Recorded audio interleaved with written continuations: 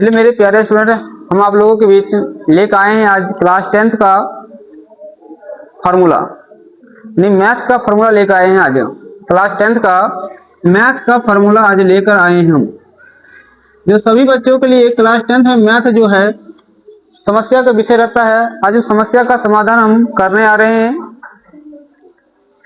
इस वीडियो को पूरा देखिएगा ताकि आपको पता चलेगा कि मतलब कौन सा फार्मूला एग्जाम में डायरेक्ट पूछता है ऑब्जेक्टिव में और कौन सा नहीं पूछता है। तो चलिए आज हम स्टार्ट करते हैं। पहला चैप्टर का नाम है आपका वास्तविक संख्या, और वास्तविक संख्या से हम कुछ फार्मूला देखते हैं। वास्तविक संख्या से आज हम कुछ फार्मूला देखते हैं। सबसे पहले तो वास्तविक संख्या चैप्टर का नाम है, तो यहाँ से संख्या के बारे में बहुत ज्यादा पूछा जाता है। तो देखिए संख्या के बारे में क्या क्या पूछा जाता है। तो कुछ क्वेश्चन है आपका संख्या के बारे में। जिससे फर्स्ट क्वेश्चन है आपका कि सबसे छोटी जो होती है अभाज्य संख्या क्या होती है। सबसे छोटी अभाज्य संख्या क्या होती है। सबसे छोटी अभाज्य संख्या की अगर बात किया जाए तो सबसे छोटी अभाज्य संख्या आपका 2 होती है। पूछा जाएगा कि सबसे छोटी अभाज्य संख्या क्या होती है, तो 2 होती है। फिर पूछा जाएगा आपसे कि यानी 1 से 100 तक में कितनी अभाज्य संख्या होती है। 1 से 100 तक में कितनी अभाज्य संख्या होती है। 1 से 100 तक में कितनी अभाज्य संख्या होती है। तो 1 से 100 तक में आपका 25 अभाज्य संख्या होती है। और एग्जाम में पूछा भी जाता है कि कौन अभाज्य संख्या है और कौन नहीं है, वो भी 50 तक, सॉरी 100 तक में ही पूछा जाता है। तो देख लेते हैं आज हम 25 को अभाज्य संख्या कौन कौन सी है 1 से 100 तक में। तो 2 है, 3 है, 5 है, 7 है, 11 है, 13 है, 17 है, 19 है, 23 है, 29 है, 31 है, 37 है, 41 है, 43 है, 47 है। इसके बाद आपका 53 है, 59 है, 61 है, 67 है, 71 है, 73 है, 79 है, 83 है, 89 है और 97 है। ये आपका 25 अभाज्य संख्या है। गिन के देख लेते हैं। 1 2 3 4 5 6 7 8 9 10 11 12 13 14 15 16 17 18 19 20 21 22 23 24 25, यानी 1 से 100 तक अभाज्य संख्या यही है। इसी में से एग्जाम में पूछा ही जाता है। फिर दूसरा क्वेश्चन रहेगा आपको कि 2 अभाज्य संख्या का मौसो कितना होता है। 2 अभाज्य संख्या का जो मौसो होता है वो कितना होता है, यानी एचसीएफ कितना होता है। तो 2 अभाज्य संख्या का एचसीएफ 1 होता है। 2 अभाज्य संख्या का एचसीएफ निकालते हैं कितना होता है, 1 होता है। अब देखिए नेक्स्ट क्वेश्चन चलते हैं। फिर पूछेगा कि 2 परमेय संख्या के बीच कितनी परमेय संख्या होता है। 2 परमेय संख्या के बीच कितनी परमेय संख्या हो सकती है। तो 2 परमेय संख्या के बीच अनंत परमेय संख्या हो सकता है। अनंत कह सकते हैं या अनेक कह सकते हैं या इसको हम अनगिनत भी कहते हैं। 2 परमेय संख्या के बीच क्या होती है, अनंत, अनेक या अनगिनत परमेय संख्या हो सकती है। इस टाइप से पूछता है कि 2 परमेय संख्या के बीच, 2 प्राकृत संख्या के बीच कितनी संख्या लिखी जा सकती है, यानी 2 प्राकृत संख्या के बीच कितनी परमेय संख्या हो सकती है। 2 प्राकृत संख्या के बीच कितनी परमेय संख्या हो सकती है। यहाँ भी अनंत परमेय संख्या हो सकता है। क्या हो सकता है, अनंत परमेय संख्या आपका हो सकता है 2 प्राकृत संख्या के बीच। फिर क्वेश्चन आपसे पूछा जाएगा यहाँ से सअभाज्य संख्या के बारे में पूछा जाता है। सअभाज्य संख्या, तो देखिए सअभाज्य संख्या क्या होता है। जब 2 संख्याओं का मौसो 1 हो उसे सअभाज्य कहते हैं। जब 2 संख्याओं का मौसो कितना हो, 1 हो। जब 2 संख्याओं का मौसो कितना हो, 1 हो, यानी जब 2 संख्याओं का अगर एचसीएफ निकालते हैं अगर 1 आ जाता है तो वह कहलाता है आपका सअभाज्य संख्या। इसका एग्जाम्पल याद रखिएगा, एग्जाम में ज्यादा पूछता है। 8 और 9, इसके बाद 7 और 16, इसके बाद आपका 13 और 25, ये सब आपका जो आएगा सअभाज्य संख्या आएगा।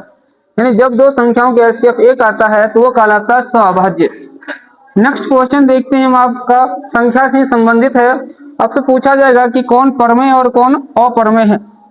तो परमेय का मतलब होता है कि जिस संख्या को पी बट्टा के रूप में लिख सकते हैं। परिमेय संख्या का मतलब होता है जिस संख्या को पी बट्टा के रूप में लिख सकते हैं वो परमेय संख्या कहलाता है। कहने का मतलब जैसे एग्जाम्पल ग्रुप में अगर देखा जाए तो 2/3 परमेय है, 4/5 परमेय है, 6/7 परमेय है।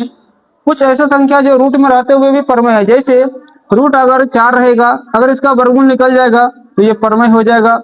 रूट अगर 16 रहेगा, इसका वर्गमूल निकल जाएगा 4 तो ये परमय होगा। जैसे रहेगा कुछ ऐसे पूछ देगा, रूट रहेगा आपका 9 इंटू रूट 16, क्या ये परमय है या अपरमय है? तो ये परमय संख्या है, क्योंकि 9 का वर्गमूल 3 निकलेगा और 4 का 16 का 4 निकलेगा तो 4 3 12, ये क्या आएगा आपका परमय संख्या हो जाएगा। इस टाइप से क्वेश्चन पूछा ही जाता है कि कौन परमय और कौन अपरमय है।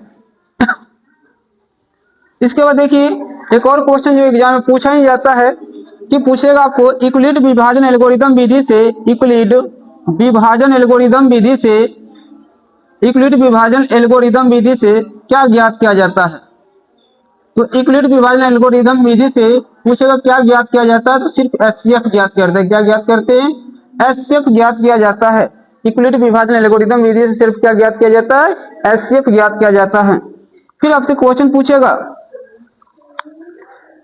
कि यानी आपका जैसे पूछ देगा एचसीएफ गुने एलसीएम, नहीं एचसीएफ और एलसीएम का गुणनफल किसके बराबर होता है? तो ये दो संख्याओं के गुणनफल के बराबर होता है। एचसीएफ और एलसीएम जो होता है दो संख्याओं के गुणनफल के बराबर होता है। किसके बराबर होता है? दो संख्याओं के गुणनफल के बराबर होता है एचसीएफ और एलसीएम के गुणनफल।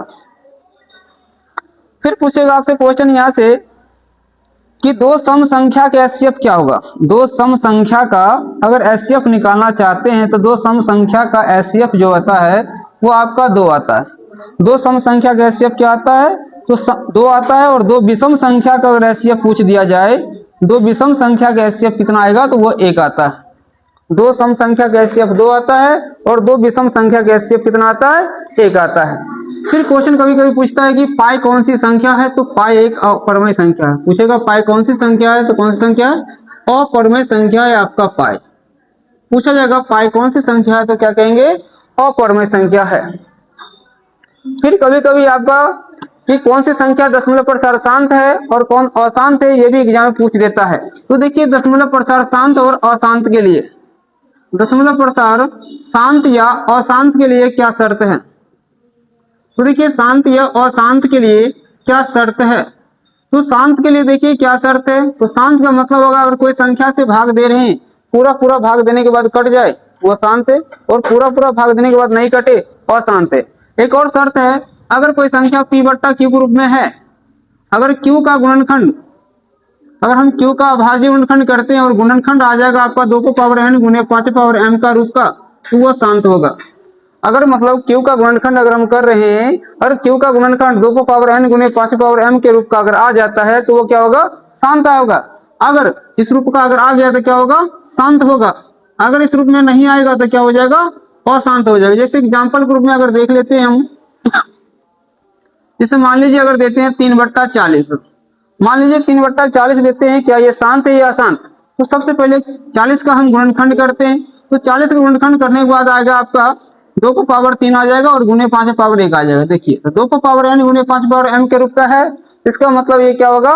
बिना देखे हुए भी बता सकते हैं क्या है? आपका शांत है। कैसा है? तो शांत है ये। फिर क्वेश्चन पूछ लेता है कभी कभी ऑब्जेक्टिव में आपका, एक दो क्वेश्चन और देख लीजिए। जैसे 0.3 रहेगा और ये इसको कहेगा p बट्टा q के रूप में व्यक्त करने में, 0.3 और 3 पर रेकरिंग है, कहेगा p बट्टा q रूप में व्यक्त करने के लिए कहेगा। तो p बट्टा q रूप में क्या होगा ये पूछ देता है कभी कभी। तो p बट्टा q रूप में क्या होगा, इसके लिए देखिए क्या करते हैं। तो 0.3 पर रेकरिंग तो ऐसे ही लिखते हैं, यहाँ दशमलव उड़ाने के बाद बट्टा में 1 नहीं देते हैं, जितना अंक रहता है उतना अंक बट्टा में 9 देते हैं। तो 1 अंक पर रेकरिंग है तो बट्टा में 1 9 दे देंगे, कटने वाला है तो काट देंगे, 3 इकाई 3, 3 तिया 9, यानी 1/3 इसका आंसर आ जाएगा। इस टाइप से क्वेश्चन खूब पूछा जाता है। जैसे एक और क्वेश्चन देख लीजिए, जिस पर 0 पॉइंट रहेगा 24 और सिर्फ 4 पर रेकरिंग रहेगा, कहेगा p बट्टा q रूप में व्यक्त करें। किस रूप में व्यक्त करना है? p बट्टा q रूप में क्या होगा ये पूछेगा आपसे। तो देखिए p बट्टा q रूप में क्या होगा, कैसे ज्ञात करेंगे? तो यहाँ से देखिए क्या करते हैं, 0.24 और 4 पर रेकरिंग है तो दशमलव उड़ाएंगे, 1 अंक पर रेकरिंग है तो 1 को 9 दे देते हैं, और 1 अंक पर रेकरिंग नहीं है तो इसके बदला हम 0 देते हैं, और जिस अंक पर रेकरिंग नहीं रहता है उसे ऊपर में से घटा देते हैं। क्या क्या किए हैं देख लीजिए, यानी 1 अंक पर रेकरिंग नहीं है तो क्या किए हैं, तो 9 दे दिए हैं बट्टा में। 1 अंक पर रेकरिंग नहीं है तो इसके बदले नीचे 0 दे देंगे, और जिस अंक पर रेकरिंग नहीं रहता उसको ऊपर में से घटा भी देते। तो देखिए यानी 24 हो गया, 24 में से 2 घटेगा तो 22 हो जाएगा, और 22/90 काटेंगे तो 11 दूनी 22 और 45 दूनी 90 यानी 11/45 ये हो गया आपका आंसर। इस टाइप से क्वेश्चन ऑब्जेक्टिव और सब्जेक्टिव दोनों में पूछा जाता है। अब देखिए नेक्स्ट क्वेश्चन है आपका, इसी चैप्टर से पूछा जाता है, जैसे कुछ पूछेगा आपको कितना पावर यानी घातांक पूछ देगा कभी कभी। जैसे मान लीजिए दे देगा 625 के अभाज्य गुणनखंड में 5 का घात कितना है। अभाज्य गुणनखंड में 625 के अभाज्य गुणनखंड में पूछेगा 5 का घात कितना है, यानी कभी कभी पूछ लेगा 5 का घात कितना है, यानी 5 के घात बताने के लिए पूछ देगा। तो सबसे पहले 625 का हम गुणनखंड कर लेते हैं, तो 5 से भाग देंगे तो भाग देने के बाद 125 आएगा, फिर इसमें 5 से भाग लगेगा तो 25 आएगा, फिर 5 से भाग लगाएंगे तो 5 आ जाएगा, यानी टोटल आ जाएगा 5, 4 बार आया तो 5 और 4 पूछता है 5 का घात कितना होगा, तो 5 का घात 4 होगा, यानी यहाँ पर घात कितना आ जाएगा आपका 4 आ जाएगा आंसर। इस टाइप से भी एग्जाम में क्वेश्चन बार बार पूछा जाता है। चलिए देखिए बहुपद हम पहचाने कौन है और कौन नहीं है। तो पहले ये देखते हैं कौन बहुपद नहीं होगा। अगर मान लीजिए पावर में अगर माइनस है तो बहुपद नहीं होगा, अगर रूट में रहेगा तो वो बहुपद नहीं होगा, अगर बट्टा में अगर कोई चर संख्या है तो वो भी बहुपद नहीं होगा, अगर पावर में अगर बट्टा आ गया तो वो भी क्या होगा, बहुपद आपका नहीं होगा। याद रखना ये सब क्या है, बहुपद नहीं है। यहाँ से एग्जाम में पूछा ही जाता कौन बहुपद है और कौन नहीं है, तो हम नहीं वाला पहचान दिए, और जो भी इसको छोड़कर बाकी बात जो भी रहेगा सब क्या हो जाएगा, बहुपद है। अब देखिए हम पूछेंगे रैखिक बहुपद। तो रैखिक बहुपद के बारे में कुछ देख लेते हैं। तो रैखिक बहुपद का मतलब होता है जिस बहुपद का अधिकतम घात 1 हो उसे रैखिक बहुपद कहते हैं। रैखिक बहुपद का जो व्यापक रूप होता है, व्यापक रूप जो होता है आपका इसका ax + b होता है। रैखिक बहुपद का व्यापक रूप क्या होता है, ax + b होता है। पूछेगा इसका ग्राफ कैसा होता है, तो ग्राफ होता है इसका सरल रेखा। क्या होता है, ग्राफ सरल रेखा होता है इसका ग्राफ। फिर पूछेगा इसका हलों की संख्या कितना होता है, तो हल केवल 1 होता है। हलों की संख्या कितना होता है, केवल 1 होता है रैखिक बहुपद में। फिर देखिए पूछेगा अधिकतम घात कितना होता है, तो अधिकतम घात जो होता है इसका भी 1 ही होता है। अधिकतम घात कितना होता है, 1 ही होता है। फिर पूछेगा आपसे द्विघात बहुपद के बारे में। किसके बारे में पूछेगा, द्विघात बहुपद के बारे में पूछेगा। तो देखिए द्विघात बहुपद का किसे कहते हैं, सबसे पहले तो जिस बहुपद का अधिकतम घात 2 हो उसे द्विघात बहुपद कहते हैं। द्विघात बहुपद का जो व्यापक रूप होता है, तो व्यापक रूप जो होता है इसका आपका होता है ax² + bx + c होता है। द्विघात बहुपद का व्यापक रूप क्या होता है, ax² + bx + c होता है। अगर इसका हम ग्राफ देखते हैं तो ग्राफ जो इसका होता है परवलय होता है। क्या होता है, परवलय होता है। अगर हलों की संख्या देखते हैं तो हलों की संख्या 2 होती है। अधिकतम घात अगर देखते हैं तो अधिकतम घात जो होता है आपका इसका 2 होता है। अधिकतम घात कितना होता है, 2 होता है।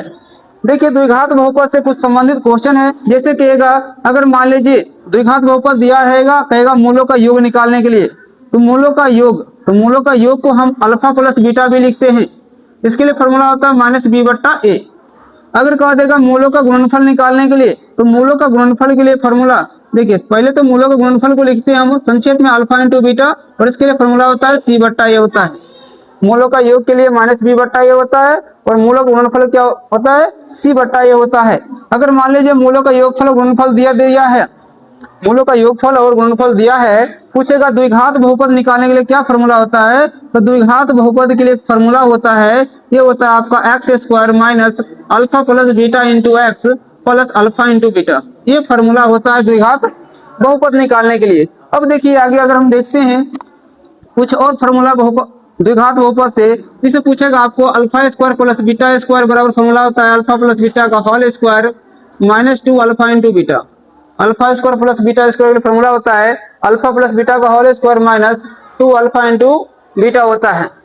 अगर अल्फा - बीटा का मान पूछ दिया जाए तो अल्फा - बीटा का मान होता है आपका √अंडर अल्फा + बीटा का होल स्क्वायर -4 अल्फा × बीटा होता है। अगर α³ + β³ पूछ दिया जाए तो α³ + β³ का मान होता है आपका अल्फा + बीटा का whole cube -3 alpha × beta × alpha + beta. ये फॉर्मूला होता है। ये तीनों फॉर्मूला पे एग्जाम में क्वेश्चन पूछा ही जाता है। अब देखते हैं हम त्रिघात बहुपद। क्या देखते हैं आगे, त्रिघात बहुपद के बारे में देखते हैं। तो देखिए त्रिघात बहुपद कहते हैं किसे, तो जिस बहुपद का अधिकतम घात 3 हो उसे त्रिघात बहुपद कहते हैं। जिस बहुपद का अधिकतम घात 3 हो उसे क्या कहते हैं, त्रिघात बहुपद कहते हैं। अब देखिए त्रिघात बहुपद जैसे एग्जांपल में अगर देखना है तो 3x की हो गया प्लस 2x स्क्वायर हो गया प्लस 7x प्लस 5, ये क्या कहलाएगा आपका त्रिघात बहुपद कहलाएगा। 3x cube plus 2x square plus 7x plus 5। अगर इसका भी कुछ फॉर्मूला देख लीजिए, इसका अगर व्यापक रूप पूछ लिया जाए तो व्यापक रूप जो होता है आपका इसका ax क्यूब होता है प्लस bx स्क्वायर होता है प्लस cx प्लस d। क्या होता है त्रिघात बहुपद का व्यापक रूप ax cube plus bx square plus cx plus d होता है। अगर इसका भी ग्राफ पूछा जाए तो ग्राफ इसका भी परवलय होता है। ग्राफ कैसा होता है? परवलय होता है। अगर इसका पूछा जाए आपका कि हलों की संख्या कितना होगा, यानी कितने हल होंगे, तो हल होंगे आपका 3। फिर पूछेगा घात कितना होगा अधिकतम, तो अधिकतम घात भी 3 होता है त्रिघात बहुपद का। अगर यहीं पर अगर आ जाता द्विघात समीकरण, तो देखिए अगर द्विघात समीकरण की बात अगर करते हैं तो द्विघात समीकरण में क्या होता है? द्विघात समीकरण में होता है आपका, इसका व्यापक रूप देख लेते हैं, ax square plus bx plus c बराबर 0 होता है द्विघात समीकरण में। द्विघात समीकरण की अगर बात करें तो बराबर 0 होता है, और यहाँ पर क्या होगा a does not equal to 0 होना चाहिए, यानी a 0 के बराबर नहीं होना चाहिए, तो द्विघात समीकरण होता है।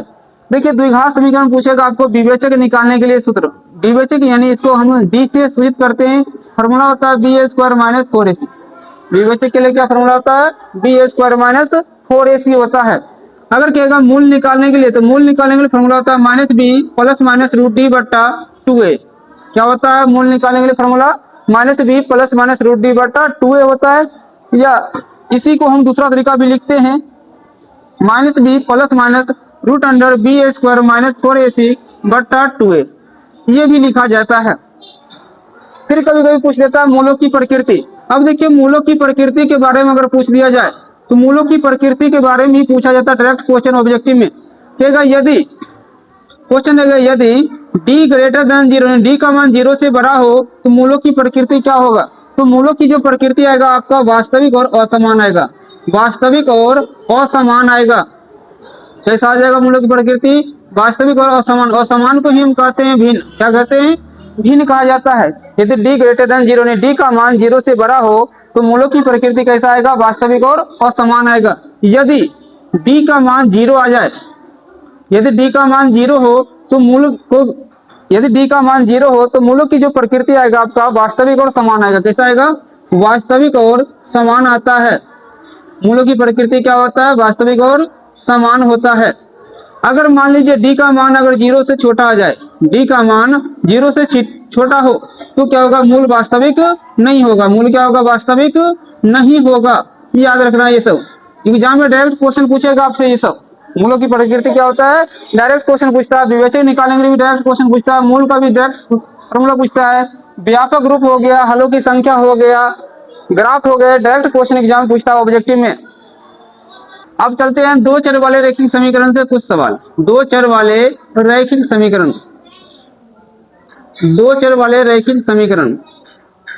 तो देखिए सबसे पहले दो चर वाले रैखिक समीकरण का हम देखते हैं व्यापक रूप क्या होता है। एग्जाम में खूब क्वेश्चन पूछा जाता है, इसका व्यापक रूप क्या होता है? ax plus B Y plus C बराबर 0 होता है।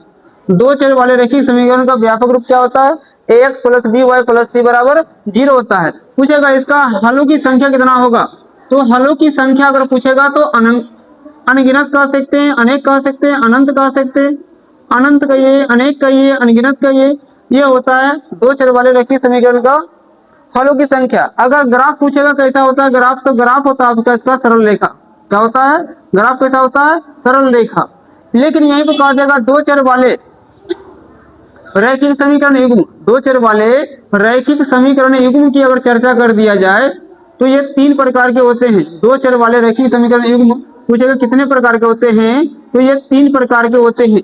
तो देखिए पहला कौन होता है, यानी कितने प्रकार के होते हैं, इसके प्रकार पूछेगा तो प्रकार होते हैं इसका 3। डायरेक्ट ऑब्जेक्टिव पूछा जाता है दो चर वाले रैखिक समीकरण युग्म कितने प्रकार के होते हैं, तो 3 प्रकार के होते हैं। कितने प्रकार के होते हैं? 3 प्रकार के होते हैं। पहला है आपका, पहला आपका है विलोपन विधि। क्या है पहला विधि? विलोपन विधि है। दूसरा है आपका प्रतिस्थापन विधि। क्या है? प्रतिस्थापन विधि है आपका दूसरा। और तीसरा है आपका वर्ज गुणन विधि। क्या है? वर्ज गुणन विधि है तीसरा। ये तीनों विधि है, वैसे टोटल 5 गो है, लेकिन एग्जाम में पूछेगा कि दो चर वाले रैखिक समीकरण युग्म के कितने प्रकार हैं, तो 3 प्रकार हैं। कौन कौन, यानी कौन कौन से विधि सॉल्व करते हैं? विलोपन विधि, प्रतिस्थापन विधि और वर्ग गुणन विधि से हल करते हैं। अब देखते हैं कुछ युग्म दिया हुआ है, कुछ शर्त है और उसे कौन सा युग्म कहते हैं। शर्त देखते हैं, उसका युग्म देखते हैं, इसके बाद उसका देखते हैं हलों की संख्या क्या होगा, हलों की संख्या कितना होगा, इसके बाद उसका ग्राफ देखते हैं हम क्या होता है। ये चारों चीज से एग्जाम में ऑब्जेक्टिव खूब पूछा जाता है।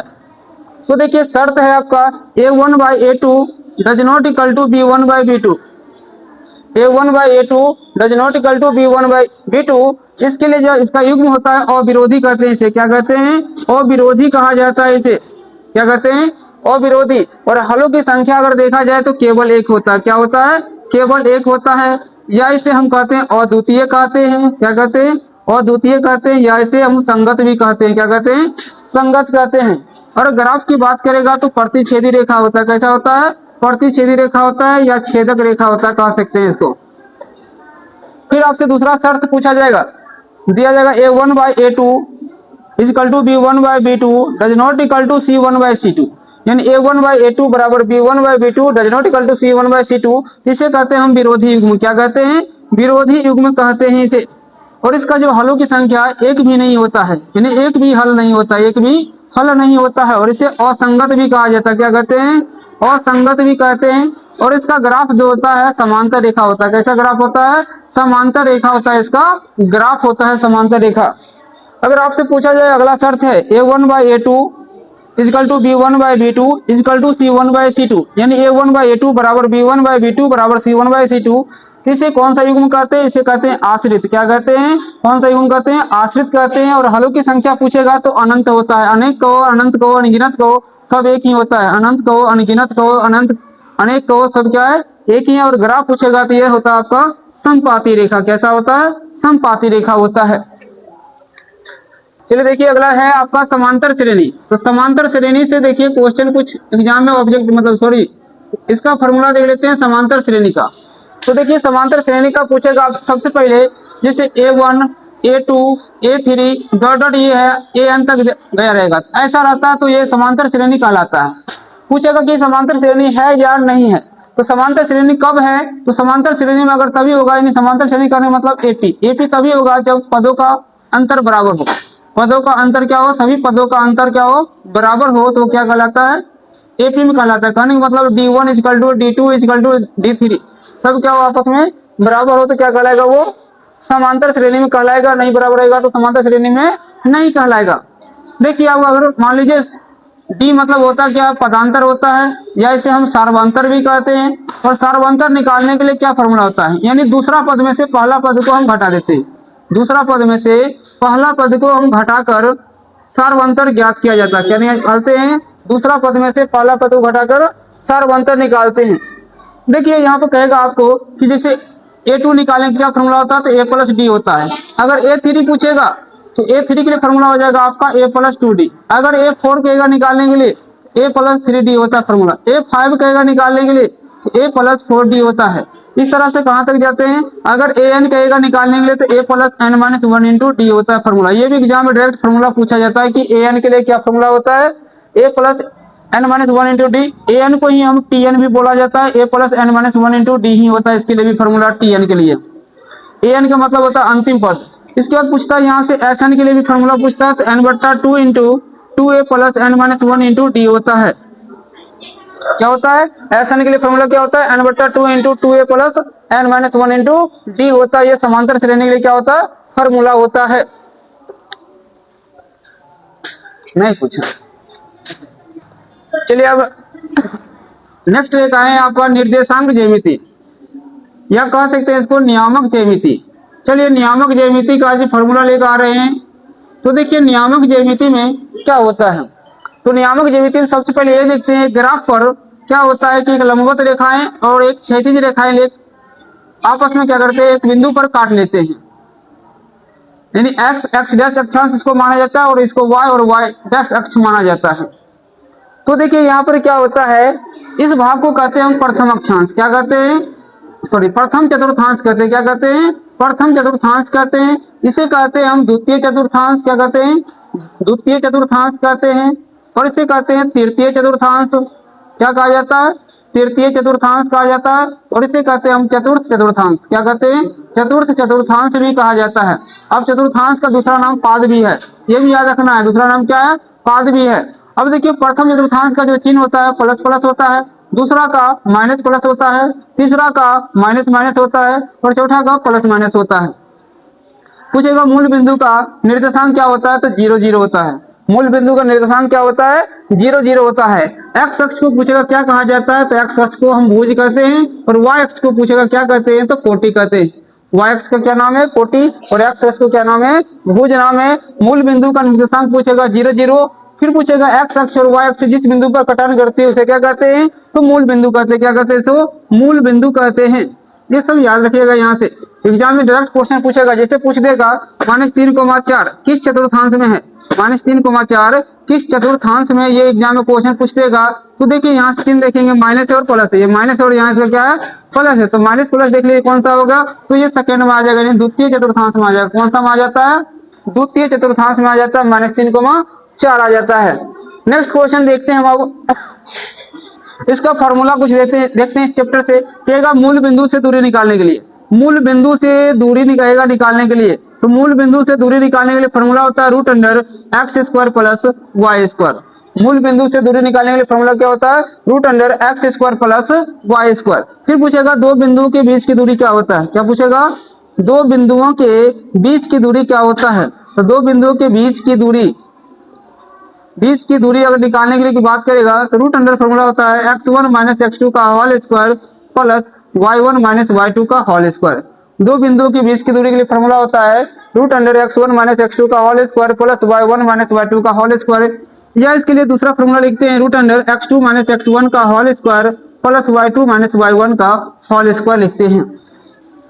नेक्स्ट क्वेश्चन है विभाजन सूत्र। आपसे पूछेगा कि विभाजन सूत्र क्या होता है? तो देखिए विभाजन सूत्र क्या होता है? तो विभाजन सूत्र होता है आपका, इसके लिए फॉर्मूला होता है आपका m1x2 प्लस m2x1 बट्टा m1 प्लस m2। फिर यहाँ पर कोमा चिन्ह देते हैं m1y2 प्लस m2y1 बट्टा m1 प्लस m2 लिखते हैं। इसको कहते हैं हम विभाजन सूत्र।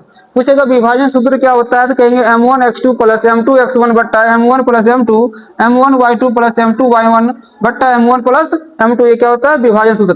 फिर पूछेगा त्रिभुज के केंद्रक का निर्देशांक क्या होता है? क्या पूछेगा? सॉरी, पहले देख लीजिए मध्य बिंदु का निर्देशांक। मध्य बिंदु का निर्देशांक क्या होता है? तो मध्य बिंदु का निर्देशांक के लिए जो फॉर्मूला होता है आपका, फॉर्मूला होता है आपका x1 प्लस x2 बट्टा 2 और कोमा y1 प्लस y2 बट्टा 2 होता है।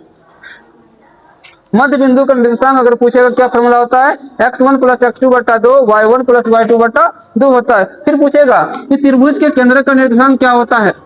तो त्रिभुज के केंद्र का निर्देशांक देख लीजिए क्या होता है। तो त्रिभुज के केंद्र का निर्देशांक फॉर्मूला जो क्या होता है, ये भी एग्जाम में पूछा जाता है डायरेक्ट। फॉर्मूला होता है x1 plus x2 plus x3 बट्टा 3, y1 plus y2 plus y3 बट्टा 3 होता है। क्या होता है? x1 plus x2 plus x3 बट्टा 3, y1 plus y2 plus y3 बट्टा 3 होता है। पूछेगा त्रिभुज के अंतः केंद्र का निर्देशांक क्या होता है? तो देखिए त्रिभुज के अंतः केंद्र का निर्देशांक कभी कभी पूछ देता है, अंतः केंद्र का निर्देशांक पूछ देगा। तो त्रिभुज के अंतः केंद्र का निर्देशांक के लिए देखिए फॉर्मूला क्या होता है? तो फॉर्मूला होता है ax1 plus by2 plus ax1 plus bx2 plus cx3 बट्टा a plus b plus c comma ay1 plus by2 plus cy3 बट्टा होता है a plus b plus c। ये फॉर्मूला होता है त्रिभुज के अंतः केंद्र का निर्देशांक के लिए। अब आप लोगों के पिछले कार्य में त्रिकोणमिति का फॉर्मूला देख लीजिए। त्रिकोणमिति यानी ट्रायगोनोमेट्री का देख लीजिए फॉर्मूला क्या होता है, जो सबको हार्ड लगता है लेकिन आज आसान बना रहे हैं। देखिए सबसे पहले हम एक टॉपिक याद करते हैं, लाल बट्टा कक्का। क्या याद करते हैं? लाल बट्टा कक्का याद करते हैं। तो लाल बट्टा कक्का के लिए देख लीजिए क्या करते हैं, पहला हम साइन लिख देते हैं, दूसरा में कॉस लिखते हैं, तीसरा में tan लिखते हैं। तो देखिए साइन का उल्टा होता है आपका कोसेक हो जाता है, कॉस का उल्टा होता है सेक, और tan का जो उल्टा होता है आपका वो आपका कॉट हो जाता है।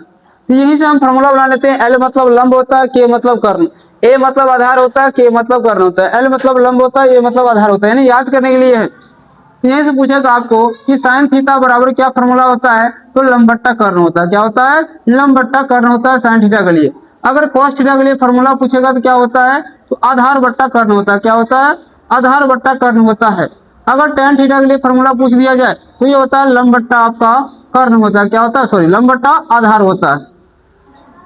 अगर 3 याद है तो आप देखिए, अगर हम लिखना चाहते हैं कॉट थीटा का, तो कॉट होता है tan का उल्टा, तो इसका आधार बट्टा लंब हो जाएगा। कॉट के लिए फॉर्मूला क्या आ जाएगा? आधार बट्टा लंब आ जाएगा। अगर सेक थीटा का निकालना है तो फॉर्मूला हो जाएगा आपका कर्ण बट्टा आधार। क्या हो जाता है? कर्ण बट्टा आधार हो जाएगा। अगर कोसेक थीटा का निकालना तो देख लीजिए, यहाँ से कोसेक साइन का उल्टा था, साइन का लंब बट्टा कर्ण, तो कोसेक का क्या हो जाएगा? कर्ण बट्टा लंब हो जाता है। क्या हो जाता है? कर्ण बट्टा लंब हो जाता है। यहाँ से एक दो फॉर्मूला और याद करना पड़ता है। जैसे कर्ण निकालने के लिए क्या फॉर्मूला होता है, तो रूट अंडर होता है लंब स्क्वायर प्लस आधार स्क्वायर। क्या होता है?